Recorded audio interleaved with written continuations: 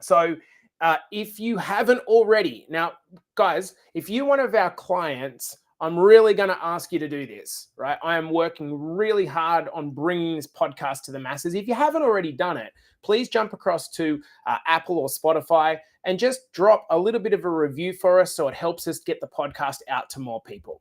All right, let's get stuck into another episode on the count of 5, 4, 3, 2, and 1. Welcome back to the Better Body Academy podcast. This is the podcast that you come to when you are sick of the dumb diets and unsustainable workout programs. We're at somewhat around episode 430 now. And so if you haven't subscribed to the podcast, I'd love you to be part of it. But what we're going to talk about today is the end of your transformation. Everyone's always trying to get started, but something we don't think about is, where does our transformation end? The truth is, most people treat fat loss, you guys are treating fat loss like a project, something with a start and an end date. And so we think to ourselves, well, I'm going to smash this for 8 weeks because I've got Bali coming up, or I've got my daughter's wedding, or I've got whatever it is that is grinding you to try to get started or motivating you to try to get started. And then what happens after that? We go straight back to what we were doing before. That is the problem. Now, if you go back to what you were doing before, it's pretty fucking obvious that you also go back to who you were before.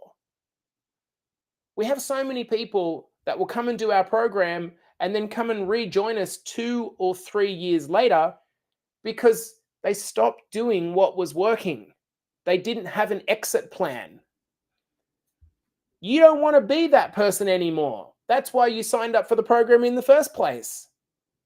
The truth is, you do not need a faster plan. You need a longer plan. Do you see the difference? In this episode, I want to talk a little bit about how shifting your mindset away from quick results to longer lasting change is the way to think. Now, you would have heard that as a cliche before. You know it, but you still keep making the same mistakes again. You still keep trying to cut the corners and do it really, really quickly. Until you learn to play the longer game, you just keep starting over, falling off the horse, starting over, and then eventually, the truth is, you're just going to die with a long list of tomorrows. I don't know about you guys, and I've talked about this a fair bit on the podcast. I personally leverage death a lot. A lot of people don't like to talk about it. Fair enough, I can understand. For me, I do like to talk about it. And the reason I do like to talk about it is, for me, there's a reality. If you live to 80, you are very fucking lucky. Very fucking lucky. So I am 43, turning 44 next year. That means I'm halfway gone. I don't want to keep pushing back to tomorrow and the next day and the next day. And then before I know it, I'm 45 and I'm 50, then I'm 60, then I'm 1 foot in the ground. We've got to move away from this short-term trap. And let's be honest, we all do it. You get fired up maybe after seeing someone's transformation on Instagram or TikTok. Maybe you saw their before and after photo. Or maybe one of your mates tells you at a barbecue that they just did keto, so you jump on to that challenge. You go home and you clean out your pantry and you meal plan on chicken and broccoli like a fucking boss.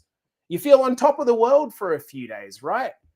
And then a couple of weeks into it, the same thing happens. Life kicks in, the kids get sick, maybe work ramps up a little bit, you miss a workout, 1 becomes 2, 2 becomes 3, the weekend rolls around, you get to Friday, you feel like a failure, it's all gone to shit, right? And then you say, I'll just start again Monday. Now, I want you to be really, really honest. If you're listening to this live, how many times have you done this? This cycle keeps repeating over and over and over again. And as Einstein said, the definition of madness, insanity, is to keep doing the same thing and expecting a different result. Now, if this is you, I want to just like stop for a moment. Stop for a moment. Think about how much money, time, energy, confidence this is causing you. How much, like, just think about how much lost time and money and energy this is causing you.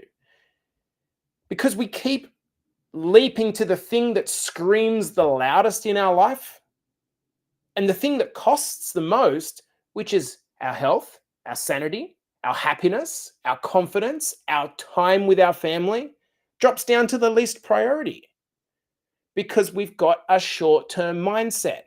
The biggest reason that most people fail isn't because they don't have willpower. That's not actually the reason. Everyone thinks they got a willpower problem. You don't have a willpower problem. It's because you are treating this whole journey like a short-term job that you can just do until the end of the 3 months, 5 months, 6 weeks, whatever it is, so you can go back to doing what you did before. Why is there an end date on this shit? You don't do a 6-month program to get fit. You do it to learn the skills to keep you fit. You don't do a diet for 6 weeks to lose 5 kilos exclusively. That's part of it. But you use the time to try to build the habits that make it easy to keep it off. The goal isn't to finish. It's to never need to start again. And it's really sad that on the back end of our program, the amount of people that get to the end of their kind of commitment of the base time and they're really proud of themselves that they did it. Okay, that's cool, but who are you now? If you are leaving with the same identity that you started, is that transformation? This illusion of like back to normal. I can't wait to go back to normal. This is one of the most dangerous phases in fat loss. I can't wait to go back to normal. Mate, what made you normal is what made you want to change in the first place. Your normality was not working for you. If you've just started, your normality is not working for you. So why are you wanting to go back to the thing that's not working for you? Your normal is that you're tired all the time. I'm 43 years old with 2 kids and 700 clients. I'm not tired all the time. I get fatigued at times, but I'm not hauling my ass all the time. Why? Because tiredness is not my normal. My normal is not grabbing Uber Eats 3 nights a week. My normal is not skipping workouts just because I got a little bit busy. Why the fuck would you want to go back? Why would you want to regress? If your goal is to finish so that you can go back to what you did before, you've missed the point. You don't get fit to go back to a normal life. You change your normal life so that being fit and being healthy is part of it. You embody health. That doesn't mean that you need to have a 6-pack or run marathons. It means that like being healthy is part of you. And guess what? Whatever you did to get you there, you have to keep doing in some form to stay there.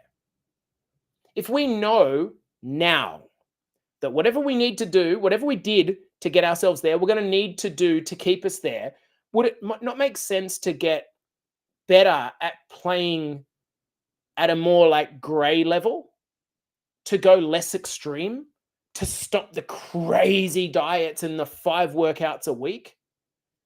This all or nothing shit that so many people live by? Would it not make sense to stop doing that and just take a little bit better than yesterday approach? If you've been doing the same stuff for 10 to 20 years that led you to becoming overweight, aren't you at the point where you don't want to be overweight at all? That means doing the opposite of what you've done for the last 10 to 12 years.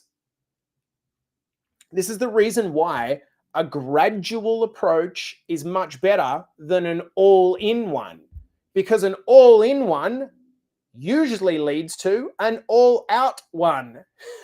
Who resonates with that? If you're watching live, just stop for a minute and tell me in the comments, does that resonate with you? People say every day when they start our program, we run a kickoff call with every one of our new clients. And the amount of people that say on that kickoff call, just so you know, I'm an all or nothing person. Like I'm either all in, and right now I'm all in. You're setting your intentions at the peak of your motivation.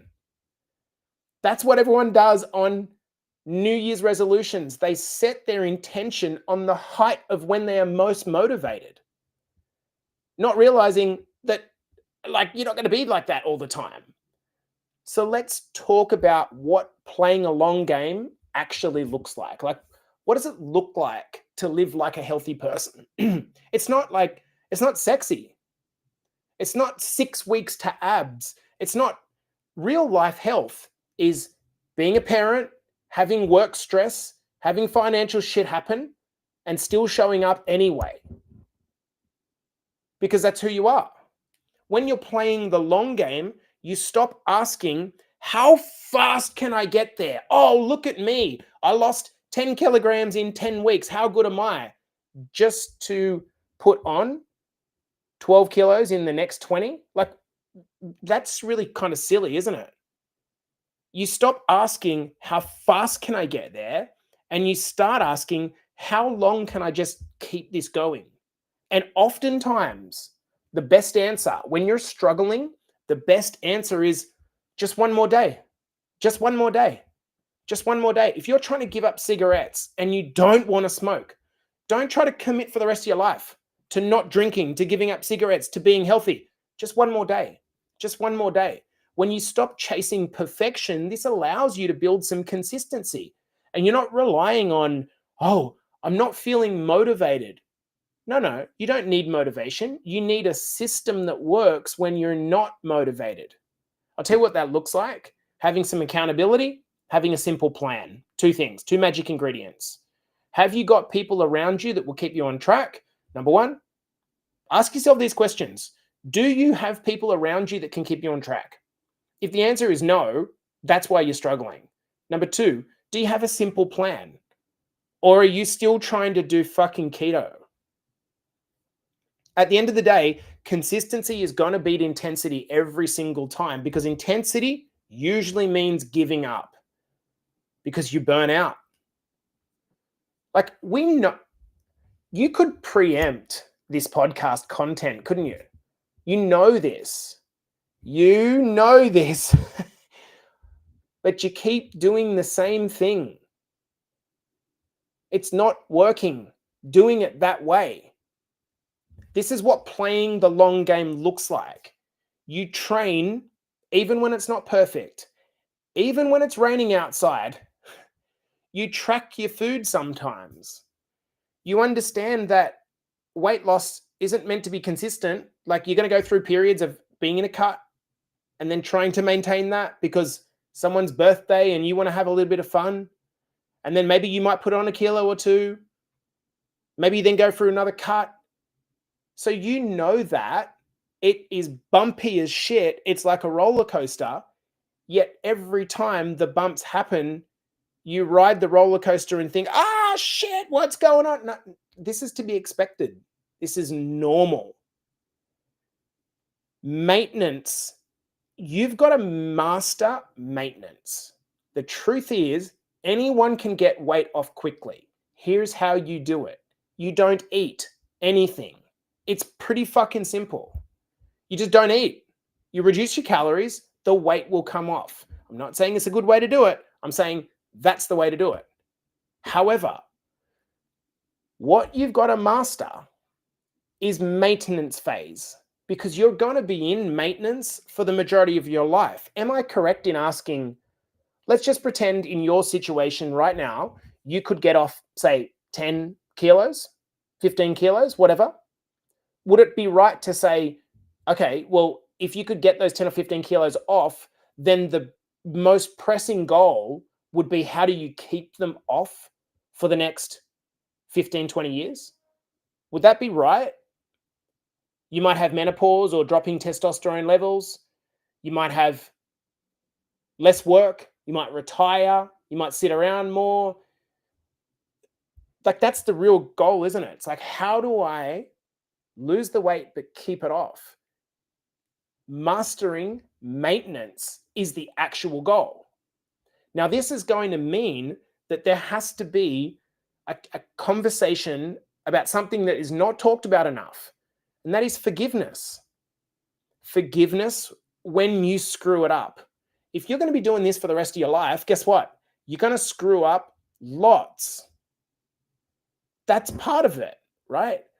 But if every time you overeat, you crucify yourself and then start to have thoughts around like, I'm going to quit. I can't keep this up. What do you mean you can't keep it up? What does that mean? What do you mean you're going to quit? You're going to quit being healthy? That's what you're saying. I've got to quit being healthy.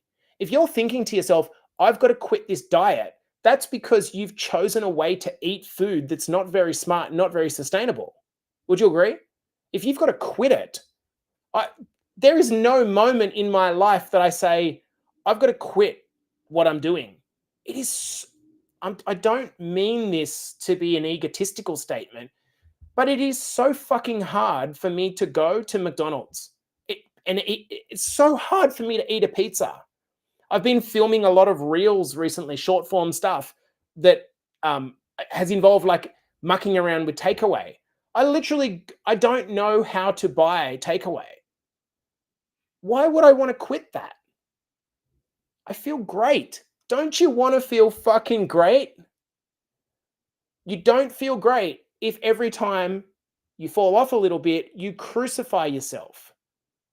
You're going to have days where you don't care. That's normal. You're going to have days when you overeat. That's normal. You're probably going to have days where you go to weddings and birthday parties and family reunions and you get drunk and wake up with a hangover. And guess what? That's normal. It's not about never falling off. It's about how quickly you get back on. It's about how quickly you forgive yourself, because forgiveness is a superpower. It really is. If you can be compassionate, and when we talk about forgiveness and compassion, these are real feminine type terms, but ironically, it's the men that are the worst at this. The men that, here's what happens. Women get emotional quite obviously, but men are the worst. Men feel guilty. They look in the mirror in the morning and condemn themselves to being a fat, disgusting piece of shit. And then they feel guilty and shameful. And then they try to punch their way out of it by being strong and being manly. And we wonder why the suicide rate is where it fucking is. You've got to be compassionate. Every time you slip up, okay, let's get back on again. It wasn't even a conversation, because this is your life that we're talking about. We're not talking about like some program that you're doing or some diet that you're doing. This is your life. Why are you even entertaining the idea of it having an end date? What do you mean it has an end date? Oh, so I can go back to being fat? What the fuck? Like, that is just not a discussion that should be entering your head. The long game is, it's not sexy, it's sustainable. And pressing reset over and over and over again every time you bugger it up, guess what? That just means you're a human. You're having a good life. What's the point in being like 6-pack abs and 10% body fat if you have to stay inside and not do a single thing with your life? That sounds like hell. That's not what you're after. You're after, can I maintain the 10 to 20 kilos that I've lost over the next 23, 24, 25 years? Let's talk about how to measure progress beyond the scale. Some of these concepts are they're so obvious, but it's almost like we've got this blind spot, isn't it? We step on the scales, and again, this is equally women as it is men, and we obsess over the scales. I just want you to think about this for a second, right? Just like try to de-emotionalize yourself, get away from the emotions of the scales. I want you to imagine a bucket. You are the bucket, and there's just stuff in the bucket. There's bone, skin, blood, water, muscle, and some fat. Yet you see the movement on the scale, and it moves a little bit either way, which could be to do with shifting water, fluid, hormones, salt, sleep, 1,000,000,001 things, or just because you ate a little bit too many carbs last night. It doesn't matter. You had a pizza and you see the scale go up 400 grams. It's like your whole life gets determined by the scale, the number on the scale. Do you know when I did a DEXA scan recently and compared it against my home scale was out by 2.5 kilos of the DEXA scan. This is how inaccurate and irrelevant these numbers are. And yet you guys are living by this shit. Stop it. Are you stronger? Are you stronger than 6 months ago? I'm not looking at which of our clients are joining this at the moment, but Paul Anderson is stronger. He's loving it because he's stronger. He's able to be there for his beautiful Mrs. Monique because he's stronger physically and mentally. Chris Lupton can go and run massively long distances after losing 70 kilos, but the joy of losing 70 kilos pales into looking in the mirror and liking yourself and being able to actually go out and enjoy life. Like, this is the shit that we're not talking about. Nikki Connolly can deadlift. She started learning deadlifts after 50. Like, she can deadlift. Like, if you're just reducing your entire journey down to the scales, like, are you sleeping better? Do your clothes fit better? Are you actually okay to get naked with your partner for the first time in a long time? Are you putting on a dress for a wedding or doing your shirt up and going, fuck, wow? Is, like James Styles, your kid looking at you and saying, I'm proud of you, Dad. I'm proud of you, Mum. The scales don't tell you that. And so playing the long game requires you to look at things other than just the scales. We have to master the reset skill. One thing that's in common for every single person that has been successful in losing weight and keeping it off and changing their life is they are masters of the reset. They're masters of the reset. They are able to be consistent over a long period of time, but when they fuck it up, they go, oh, okay. Oh, well, start again tomorrow. Not next week, not next year, not next month, not next decade. They get back on track after a bad weekend. They walk the day after they overeat. They brush their teeth every day because it's hygiene. You don't just brush your teeth when you had a bad meal. You brush your teeth every day out of hygiene. And the payoff is here that your whole life completely changes. And I know for a lot of us, that might just sound so cliched and so bullshit and far off. But if you go back and listen to the podcast episode that I did about 5 or 6 or 7 episodes ago with Ron Hilario, who's just shy of 50, his whole life has changed. He's only lost like 6 or 7 or 10 kilos or something in that range, but his life has changed because the lens to which he now looks at his life through has changed. When you start realizing that you can't control everything, so you can control what you can control, and then if you focus on what you can control and you don't worry about outcomes, you instead just worry about putting one foot in front of the other, becoming a student of the process, right? What happens? You just show up. If you just show up for yourself for the next 90 days, check this out. If you just show up for yourself for the next 90 days, you will not know yourself after 90 days. Your taste buds will change because you showed up for yourself for 90 days. You will grow some muscle because you're eating enough protein and you're giving your muscles a stimulus to actually grow. You will start to look at yourself different in the mirror because every day you show up and over the course of 90 days, you tick the box and you prove to yourself that you're the type of person that does what they say and does it and says it and then does it and says it and then does it and then says it and then does it. And you do that for 90 days. you've got a lot of evidence about the person that you are after 90 days. Does this make sense, guys?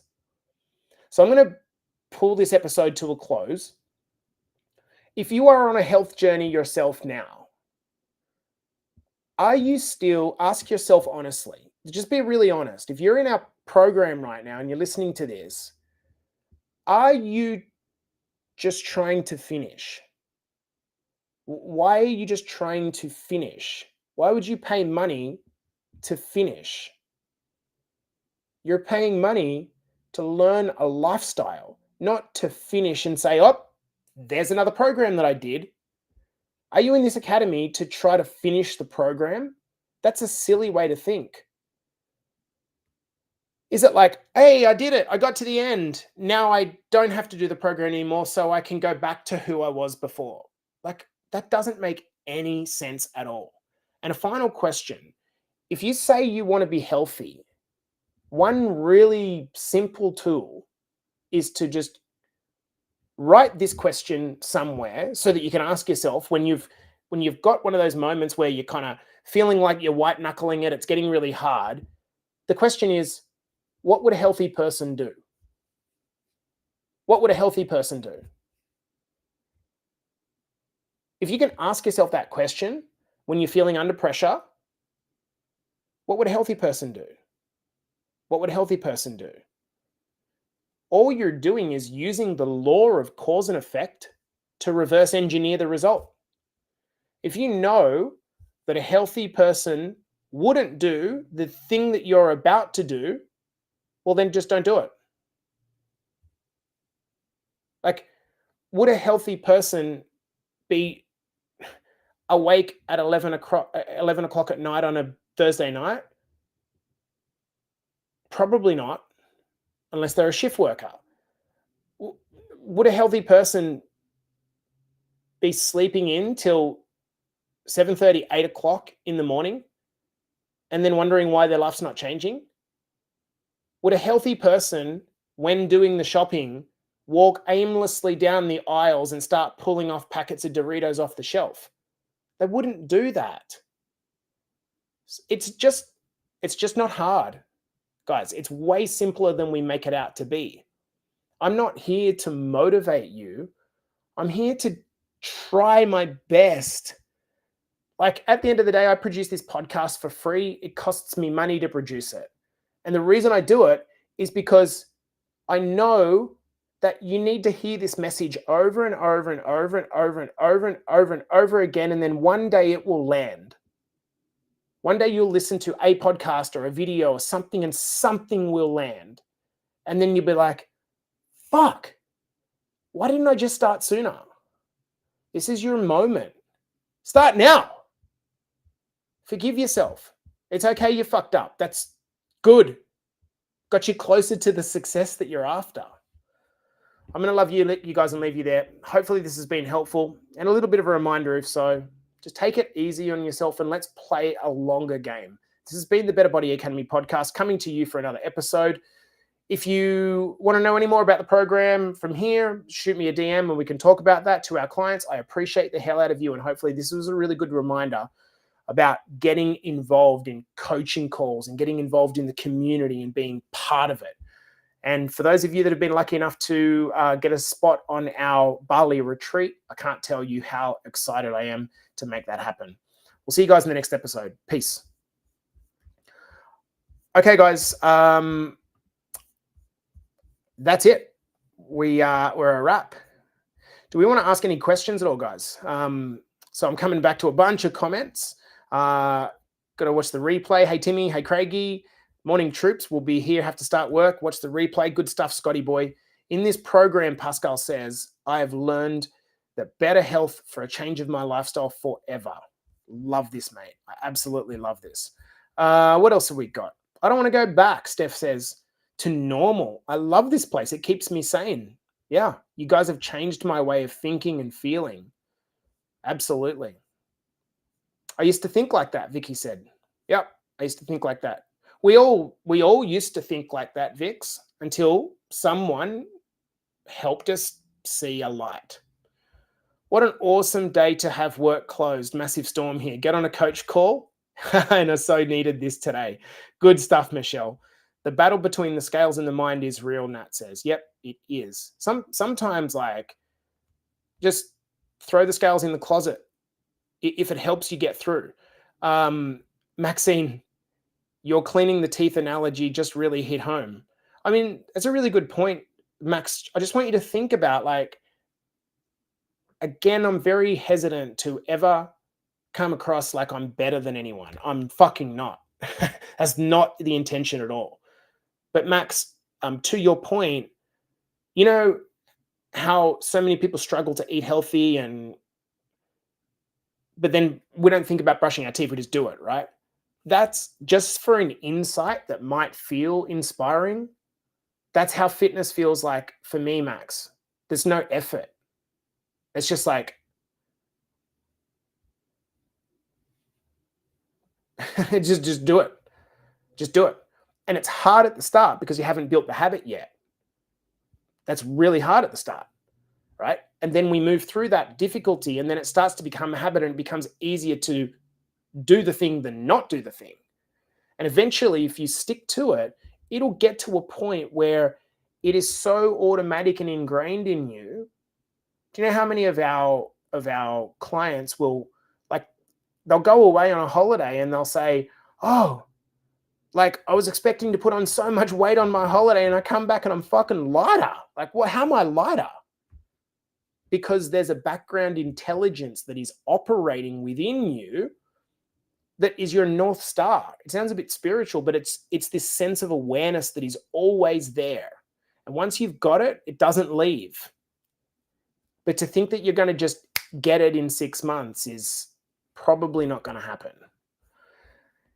Who else we got in here? Deb's in here. Amanda's in here. Ames is in here. Ames says, yep, sounds like me. I'm finally out of my head and I feel I have myself in gear. And the Ames, the mistake is to think that you will never lose your head again. You will. Like, you will lose your head. You definitely will. It's sad. It's annoying. It's fucking annoying. But you will lose your head again. You're meant to lose your head again. You're meant to be shit for a while. But when you realize, oh, fuck, I'm stuck in my head again, rather than like poor me story, pull yourself up, press reset, let's go again. Oh, I'm going to go back to the meal plan, or I'm going to get on a coaching call, or I'm going to post in the group. That's how we do it. The person that presses reset the most amount of times is the person that wins. Check that out. So rather than not pressing reset, it's like, how many times can I press reset? How many times can I butcher this? Like imagine that's the philosophy, right? How many times can I butcher this? How many times can I mess it up? Because every time that I mess this up, I get closer to landing it. All right. I'm going to love you guys and leave you there. Hopefully it's helpful. If you got any questions, guys, send us a message. Other than that,